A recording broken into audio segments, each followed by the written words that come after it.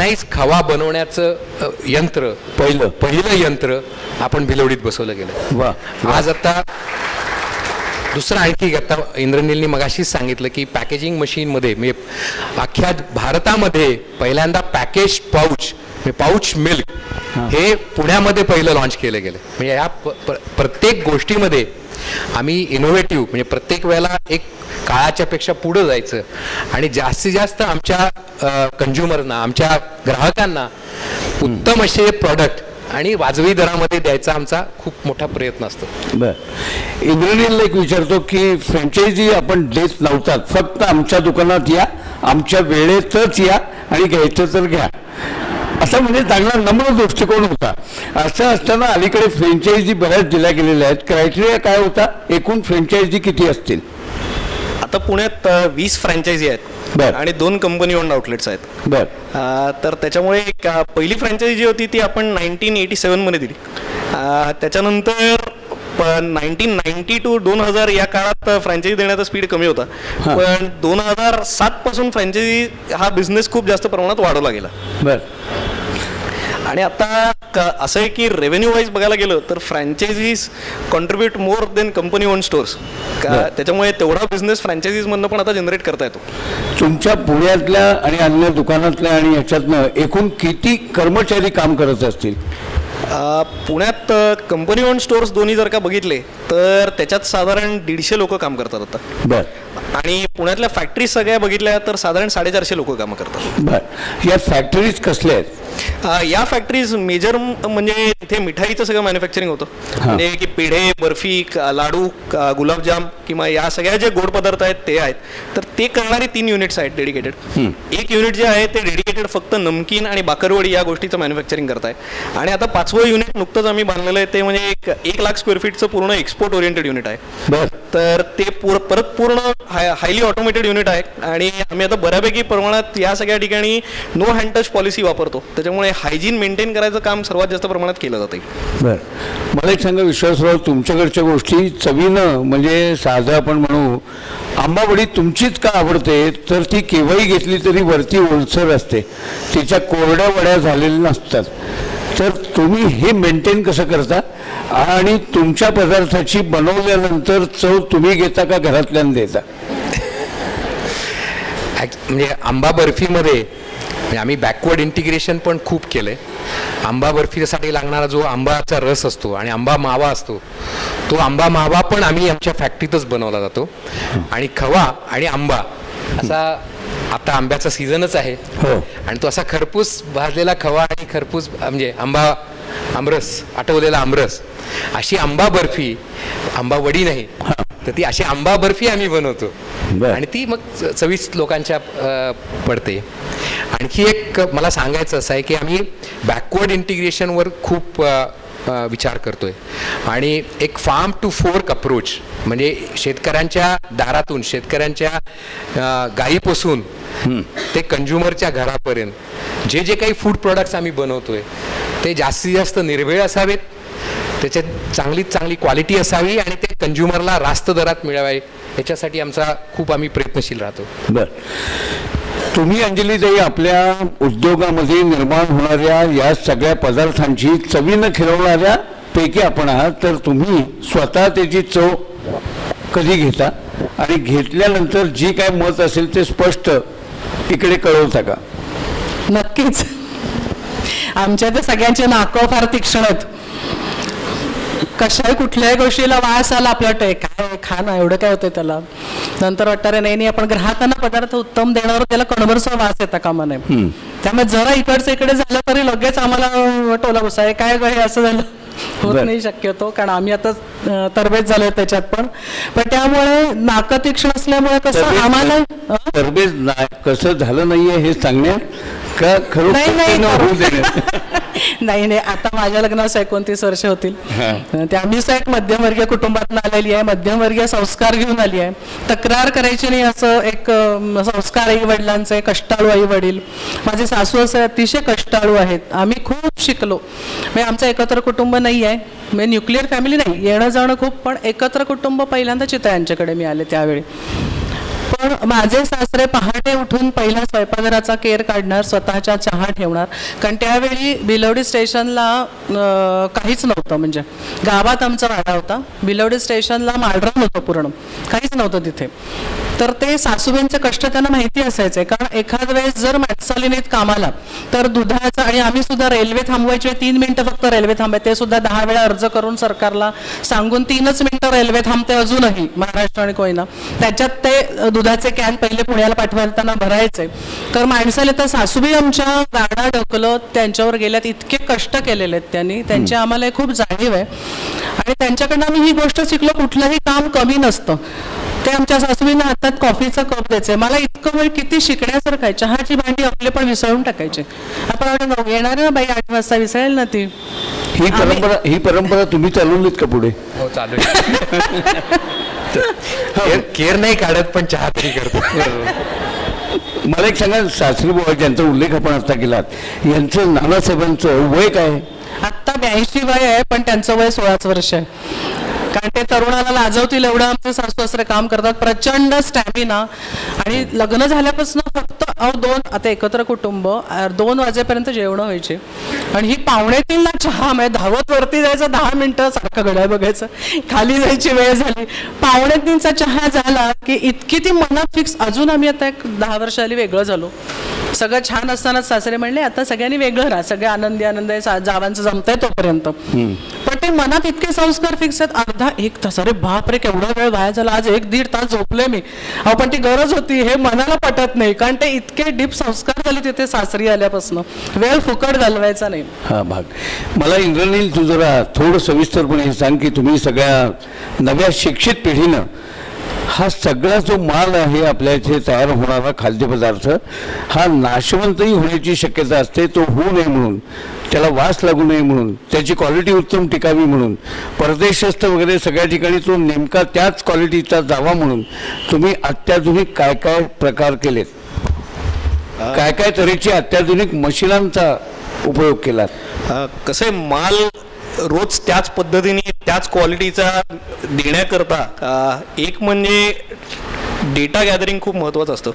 तर त्याच्यामुळे आम्ही जे काय 225 प्रोडक्ट्स रोज बनवतो, प्रत्येक प्रोडक्ट जो आहे त्याची रेसिपी, त्याचं बिल ऑफ मटेरियल्स जे आहे ते आमच्याकडे आमच्या ERP मध्ये तयार असतं.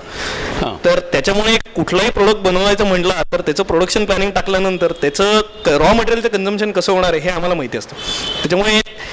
त्यामुळे रॉ मटेरियलचं कन्झम्पशन माहीत असल्यामुळे रॉ मटेरियलवरती कंट्रोल ठेवणं सर्वात आवश्यक असतं. जर रॉ मटेरियल नीट असलं तर तुमचा प्रोडक्ट चांगला होण्याचे चान्सेस सर्वात जास्त असतात.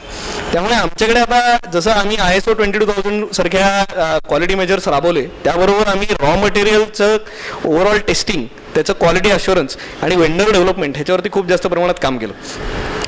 आता कुठलाही प्रोडक्ट जर का आमच्या रॉ मटेरियल फॅक्टरीमध्ये आत येणार असेल तर त्याचं ते पॅरामीटर्स सेट केलेले आहेत की आता मिरचीचा तिखटपणा बघायचा आहे, मैद्याची ग्लुटन व्हॅल्यू बघायची, बेसनाची प्रोटीन व्हॅल्यू बघायची, किंवा आता खव्याचं मॉइश्चर किती आहे, प्रोटीन किती आहे हे बघायचं असेल तर ह्या सगळ्या गोष्टी टेस्ट केल्याशिवाय आम्ही त्या आतच घेत नाही. त्यामुळे स्टँडर्डायझेशन हे तिथपासून सुरू झालेलं आहे. आणि हे स्टँडर्डाइज करायच्या दृष्टीने आम्ही वेंडर्स बरोबर पण खूप जास्त प्रमाणात काम केलेलं आहे. मी आता बाकरवडी हा पदार्थ जर का बघितला तर त्याला तेल आणि मैदा या सर्वात महत्त्वाच्या गोष्टी आहेत. तर तेव्हा तेल जे आहे ते डायरेक्ट तामिळनाडूमधनं येतं आणि ते एकाच रिफायनरीत येतं आणि ती एक जी बॅच तयार होते ती बॅच अख्खीच्या अख्खी आम्ही घेतो. त्याच्यामुळे त्याच्यातनं ऑइलमध्ये जे व्हेरियन्सेस होतात ज्याच्याने सर्वात जास्त प्रमाणात तेलाचा वास येण्याची शक्यता असते कुठल्याही प्रोडक्टला, तर ते कंट्रोल करायचं प्रमाण, ते कंट्रोल करायचं एक मेकॅनिझम तिकडे एस्टॅब्लिश केलं जातं. तसंच ग्लुटन व्हॅल्यू नीट मेंटेन झाली की ऑटोमॅटिकली बाकरवडीचा चुरा कमी होतो, ती क्रिस्पीनेस आहे तो तसाच राहतो. तर त्यामुळे हे स्टँडर्डायझेशन रॉ मटेरियलपासून सुरू होतं.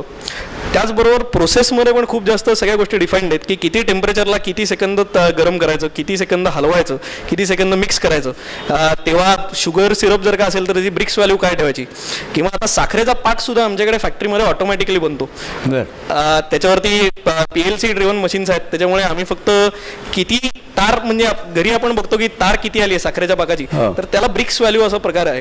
तर ब्रिक्स व्हॅल्यू तेवढी सेट केली तर तेवढ्याच ब्रिक्स लेवलचा पाक दिवसभर मिळू शकतो. अशा पद्धतीची मशीन्स आता आम्ही तयार केलेली. त्यामुळे हे सगळं स्टँडर्डाइज प्रोसेस केल्यामुळे जो माल बनतो त्याच्यावरती कंट्रोल खूप जास्त प्रमाणात केला जातो. आणि मग ते जर का नीट मेंटेन केलं तर त्या प्रोडक्ट चांगला कस्टमरपर्यंत जाण्याचे चान्सेस सर्वात जास्त असतात. मग हे सगळं आम्ही करत असल्यामुळे आम्हाला कुठल्याही पद्धतीचे आर्टिफिशियल प्रिझर्वेटिव्स लागत नाहीत, कुठल्याही प्रकारचे आर्टिफिशियल कलरिंग आम्ही वापरत नाही. आमच्याकडे जे काय प्रोडक्ट्स बनतात ते 100% नॅचरल आहेत. नाही पण रंग सुद्धा नॅचरल कलर्सच वापरतो. त्याला लागणारी मिरची आता बाकरवडीच्याच बाबतीत जर का बघायला गेलं तर मिरचीची एक पर्टिक्युलर जात आहे, त्याचा तिखटपणा जो आहे तोच आम्हाला योग्य प्रमाणात लागतो. त्याच्यामुळे त्या जातीचं कल्टिवेशन करायचं काम आता आम्ही भिलवडीला काही शेतकऱ्यांबरोबर अग्रीमेंट करून करतोय. तर त्याच्यामुळे मिरची जी आहे ती रोज भिलवडीवर नाही येते. साधारण आम्हाला 350 ते 400 किलो मिरची रोजची लागते. रोज? हो. तर त्यामुळे ती दुधाच्या ट्रक्स बरोबर किंवा वेगळ्या एका गाडी बरोबर येत असते आणि त्याचं कन्झम्पशन आणि त्याचे पॅटर्न्स पण तेवढे फिक्स केलेले आहेत.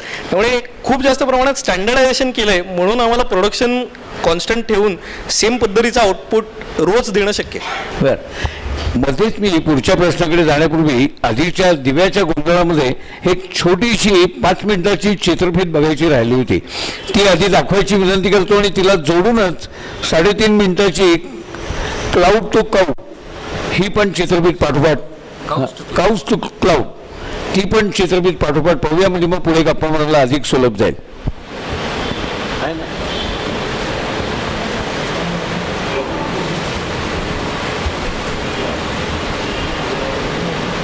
आणि मग क्लाउडबद्दल तुम्ही बोला. नाही दोन्ही दाखवतात लागोपाठ, ती सुरुवातीला दाखवली नव्हती.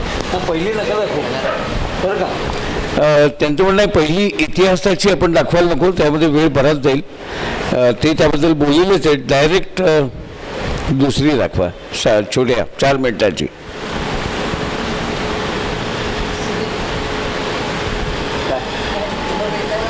नंतर मी काम करतो. हो, मी कार्यक्रमाच आहे ना. हा फार म्हणजे माझ्यासाठी आयुष्यच आहे. माझं आयुष्य याच्यावरती अवलंबून आहे. ही कन्सेप्ट काय ते तुम्ही सांगा कोणा. सकाळी सुरुवातीला 5:30 वाजता करेक्ट आम्ही इथं आमच्या फार्मवरती येतो, मिल्किंग करतो. आमचे दूध असेल ते घेऊन लवकरात लवकर डेअरीमध्ये पोचतो. काय लोकांना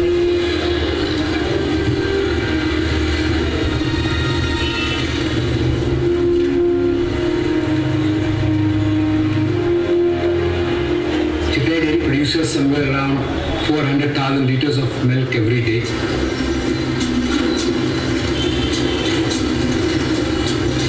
The weakest part of the chain is the cow. So we have kept cows and farmers in focus, and innovation has to reach them. So whole Cows to Cloud program starts with capturing of cows data.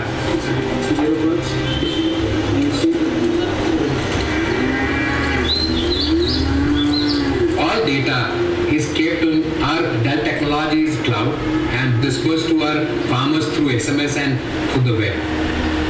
हे असं ग्रामीण check वगैरे याच्यासाठी message येतोच. त्याचबरोबर आम्हाला 3 महिन्यातून एकदा जंत निर्मूलन करण्यासाठी मेसेज पाठवला जातो. पूर्ण आम्हाला लक्षात येते की बाबा काय त्याच्यात बदल करायचा, हे सगळे आपल्याला त्यातून माहिती मिळते आणि त्यामुळे आमच्या दूध उत्पादनात वाढच होत आहे. भविष्यात माझ्या मनाने की 500 गायीपर्यंत त्याने फॉर्म काढावा, चालवा, व्यवस्थित चालवावा. चितई देवीचं मार्गदर्शन असलं तर अवश्य होणार, त्यात काय वाद.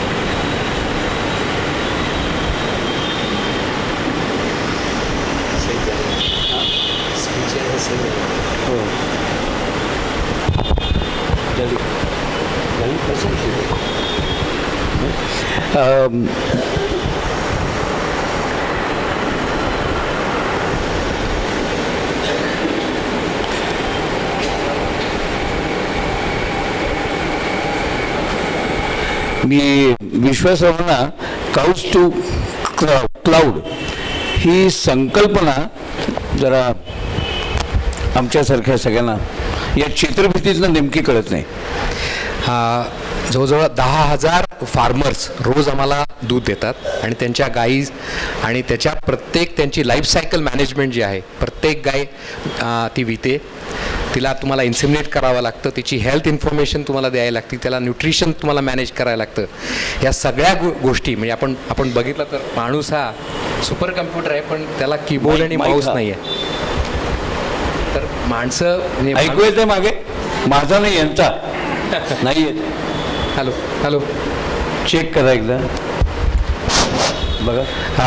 तर ह्या काउज टू क्लाउड ह्या प्रोग्राममध्ये जी डे टू डे ॲक्टिव्हिटी जी गायींची आहे ती कधी माझावर येणार, कधी तिला इन्सिमिनेट केलं पाहिजे, तिच्यापासून तिला ती कधी वेणार आहे, तिला काफ काय होणार आहे, त्याची जेनेटिक इन्फॉर्मेशन काय आहे. तर आम्ही एक खूप मोठा प्रोग्राम रन करतोय भारतामध्ये.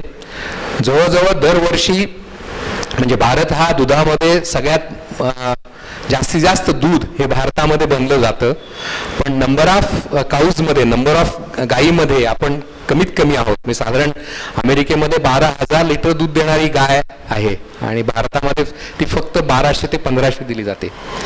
तर ह्या फार्मर्सच्या गायीचं प्रोडक्शन कसं वाढवलं जाईल ह्याच्यासाठी गेली 7 वर्ष आम्ही प्रयत्न करतोय आणि आज आम्ही जवळजवळ 35 लाख सिमेंट डोसेस भारतभर आम्ही डिस्ट्रीब्यूट करतोय आणि 1200 पासून 5,000 लिटरमध्ये एका लॅक्टेशनमध्ये प्रोडक्शन म्हणजे क्वांटम ग्रोथ जी म्हणतो असं जेनेटिक्स आम्ही या सगळ्या फार्मरला भारतभरच्या भारताच्या म्हणजे कानाकोपऱ्यापर्यंत हे जेनेटिक्स आम्ही पोहोचवतोय. आणि हे जेनेटिक्स जे आहे म्हणजे इनोव्हेशनच्या बद्दल जर बोलायचं झालं तर हे जेनेटिक्स जे आहे ते जिनोम चिप्सनी चेक केलं जातं. म्हणजे त्या एका गायीच्या हेअर फॉलिकलवरनं किंवा वळूच्या एका हेअर फॉलिकलवरनं त्याचा जिनोमिक सिक्वेन्स तुम्हाला कळतो आणि त्याच्या डॉटर परफॉर्मन्स जो आहे की काय परफॉर्मन्स म्हणजे समजा आई 1000 लिटर दूध देत असेल तर हा बुल जर वापरला तर त्याची डॉटर जी होणार आहे त्या डॉटरचा काय परफॉर्मन्स राहील